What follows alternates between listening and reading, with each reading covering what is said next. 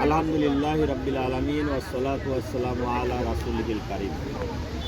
বাংলাদেশ ইসলামী ছাত্র শিবির কর্তৃক আয়োজিত আজকের এই প্রকাশনা উৎসবে উপস্থিত অত্র স্কুল অ্যান্ড কলেজের সম্মানিত ভারপ্রাপ্ত প্রিন্সিপাল মহোদয়, ইসলামী ছাত্র শিবিরের জেলা সভাপতি, সাবেক সভাপতি, ঈশ্বরদী উপজেলা জামাত ইসলামীর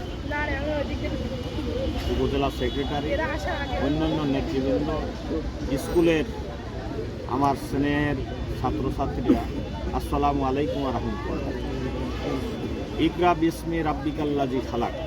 পড়ো তোমার রবের নামে, তোমার সৃষ্টিকর্তার নামে। পয়লা ওহী এসেছিল আল্লাহর তরফ থেকে মানুষের কাছে রাসূল মকবুল সাল্লাল্লাহু আলাইহি ওয়াসাল্লামের মাধ্যমে। পড়ার কথা তো প্রথম ওহীতেই বলা হয়েছে, এই জন্য পড়ার বিকল্প নেই। যে কোনো বই পুস্তক পড়ার মাধ্যমে জ্ঞান সমৃদ্ধ করা যায়। ইসলামী ছাত্র শিবির এই কাজ করছে, এর জন্য আমরা আন্তরিকভাবে